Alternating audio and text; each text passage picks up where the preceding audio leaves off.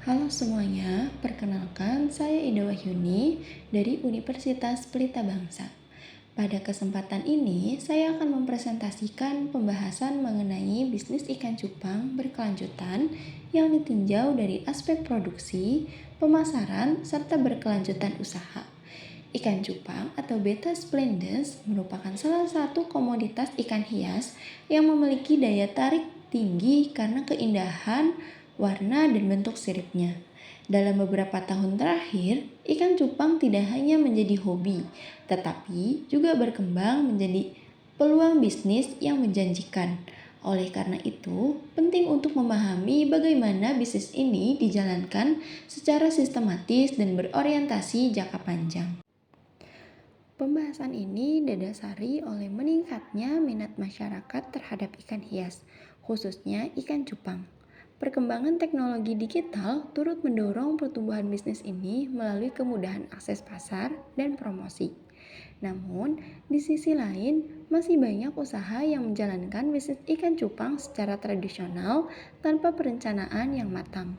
Hal ini menyebabkan ketidakkonsistenan kualitas produk, tingginya tingkat kematian ikan, serta ketidakstabilan pendapatan. Oleh karena itu, diperlukan pendekatan manajerial yang lebih struktural dan berkelanjutan. Seperti yang kita ketahui, jenis ikan cupang itu ada dua. Yang pertama, ikan cupang hias, dan yang kedua, ikan cupang aduan.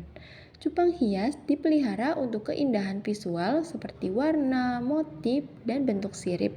Contohnya seperti cupang half moon, crowtail atau serit, cupang plakat hias, cupang koi, dan cupang galaksi atau pensi. Dan yang kedua, ada ikan cupang aduan. Dipelihara untuk pertarungan atau uji ketahanan sehingga nilai utamanya terletak pada kekuatan dan mental bertarung. Contohnya seperti cupang plakat aduan, cupang giant, cupang aduan lokal, dan cupang aduan Thailand. Tujuan dari presentasi ini adalah untuk memberikan gambaran komprehensif mengenai bisnis ikan cupang, mulai dari proses ternak hingga strategi pemasaran. Selain itu, pembahasan ini juga bertujuan untuk menganalisis penerapan konsep bisnis berkelanjutan agar usaha ikan cupang tidak hanya menguntungkan dalam jangka pendek, tetapi juga mampu bertahan dan berkembang dalam jangka panjang. Secara sederhana, proses bisnis ikan cupang terdiri dari 3 bagian, yaitu input, proses, dan output. Input adalah semua hal yang dibutuhkan dalam proses ternak dimulai. Seperti indukan unggul adalah ikan cupang jantan dan betina yang sehat, aktif, tidak cacat, memiliki warna cerah, bentuk tubuh proporsional, serta usia produktif kurang lebih 4-8 bulan. Kualitas indukan sangat menentukan hasil akhir karena sifat warna, bentuk sirip, dan daya tahan anakan diturunkan dari induknya. Selanjutnya, sarana produksi.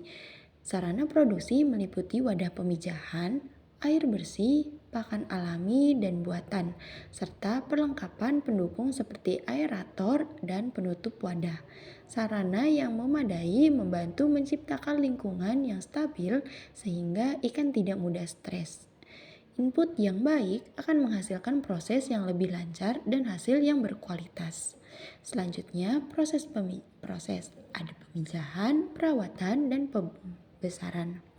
Proses yang terkontrol menghasilkan ikan yang sehat dan tumbuh optimal. Selanjutnya, ada output. Ikan cupang bernilai jual tinggi adalah hasil akhir dari seluruh proses ternak.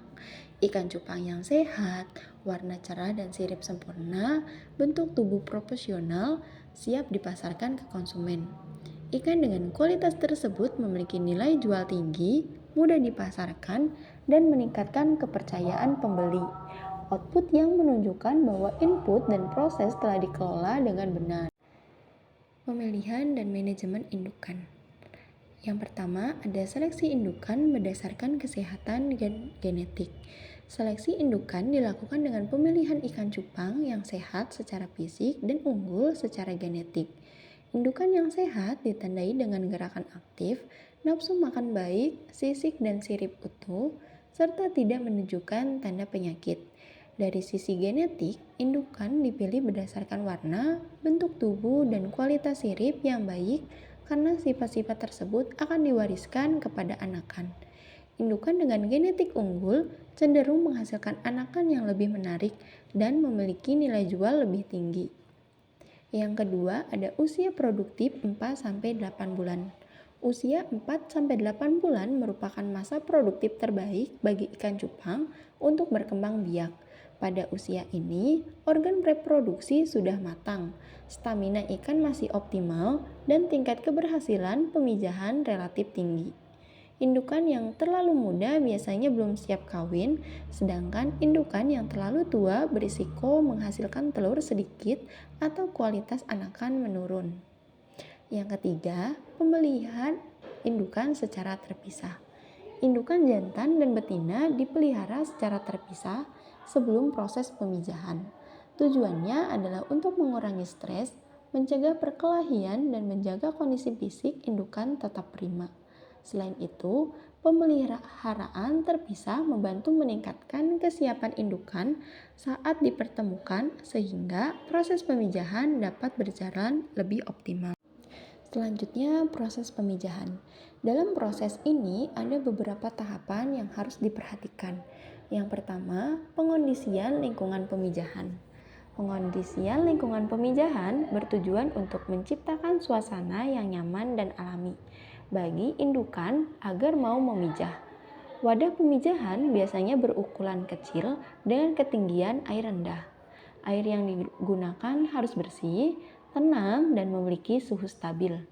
Lingkungan yang tenang membantu indukan beradaptasi dan mengurangi rasa terancam sehingga proses pemijahan dapat berlangsung dengan baik. Lingkungan yang kondusif meningkatkan keberhasilan pemijahan. Yang kedua, pembuatan sarang busa oleh jantan.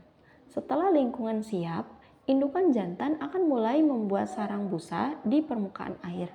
Sarang busa ini berfungsi sebagai tempat menempel dan melindungi telur setelah pembuahan. Banyaknya dan kerapian sarang busa biasanya menjadi tanda bahwa indukan jantan dalam kondisi sehat dan siap memijah.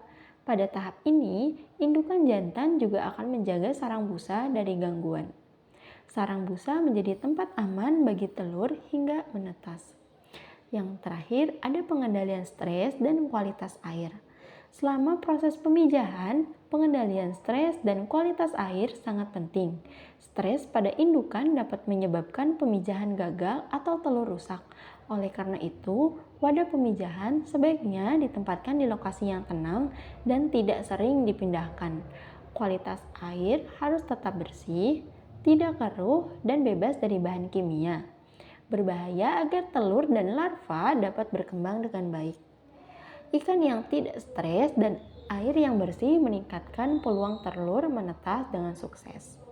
Keberhasilan pemijahan ikan cupang sangat dipengaruhi oleh pengondisian lingkungan yang tepat, pembuatan sarang busa oleh induk jantan, serta pengendalian stres dan kualitas air selama proses berlangsung. Selanjutnya, perawatan larva dan pembesaran. Yang pertama ada pakan alami bertahap. Pada tahap larva, ikan cupang belum mampu memakan pakan berukuran besar. Oleh karena itu, pakan diberikan secara bertahap sesuai ukuran dan usia ikan. Pada awal menetas, larva diberi pakan alami berukuran sangat kecil. Seiring pertumbuhan, pakan diganti dengan pakan alami yang lebih besar dan bergizi. Pemberian pakan bertahap membantu larva tumbuh optimal dan mengurangi risiko kematian. Pakan yang sesuai usia mempercepat pertumbuhan dan meningkatkan daya tahan ikan. Yang kedua, pengelolaan kualitas air. Kualitas air memegang peran penting dalam perawatan larva dan pembesaran. Air harus dijaga tetap bersih, tidak berbau, dan tidak keruh. Pergantian air dilakukan secara berkala dalam jumlah kecil agar tidak stres. Air yang bersih membantu mencegah penyakit dan mendukung pertumbuhan ikan secara sehat. Air yang bersih menciptakan lingkungan hidup yang sehat bagi ikan. Yang terakhir, seleksi dan pemisahan ikan jantan. Pada tahap pembesaran, terutama ketika ikan mulai menunjukkan sifat agresif, dilakukan seleksi dan pemisahan ikan jantan. Pemisahan ini bertujuan untuk mencegah perkelahian yang dapat menyebabkan luka atau kematian. Selain itu, seleksi dilakukan untuk memisahkan ikan berdasarkan kualitas seperti warna dan bentuk tubuh, sehingga ikan berkualitas tinggi dapat dipelihara lebih intensif. Pemisahan ikan jantan menjaga keselamatan ikan dan kualitas hasil ternak.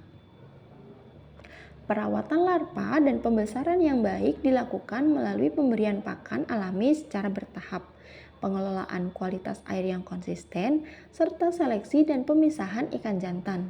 Ketiga aspek ini sangat menentukan kualitas akhir ikan cupang dan nilai jualnya.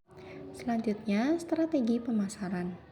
Yang pertama, segmentasi pasar hobis dan kolektor. Strategi pemasaran dimulai dengan menentukan target pasar. Pasar ikan cupang umumnya terbagi menjadi dua, yaitu hobis dan kolektor. Hobis biasanya mencari ikan dengan harga terjangkau untuk dipelihara, sedangkan kolektor lebih fokus pada ikan dengan kualitas tinggi, warna unik, dan genetik unggul. Dengan memahami perbedaan ini, penjual dapat menyesuaikan jenis ikan, cara promosi, dan harga yang ditawarkan. Mengenal target pasar membantu penjual menawarkan produk yang tepat.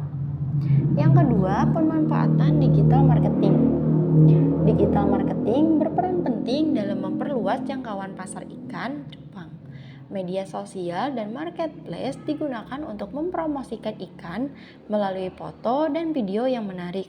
Selain itu, interaksi dengan calon pembeli melalui kolom komentar atau pesan langsung dapat meningkatkan kepercayaan konsumen. Pemasaran digital juga memungkinkan penjual menjangkau pembeli dari luar daerah tanpa harus memiliki toko fisik. Digital marketing mempermudah promosi dan memperluas pasar. Yang ketiga, penentuan harga berbasis kualitas. Harga ikan cupang ditentukan berdasarkan kualitas ikan, bukan sekadar ukuran. Faktor yang mempengaruhi harga antara lain warna, bentuk sirip, kesehatan, dan kelangkaan jenis ikan. Ikan dengan kualitas tinggi memiliki harga lebih mahal karena nilai estetika dan daya tahannya. Penentuan harga yang sesuai kualitas membantu menjaga kepuasan konsumen dan membangun kepercayaan jangka panjang. Harga yang sesuai kualitas meningkatkan kepercayaan dan loyalitas pembeli.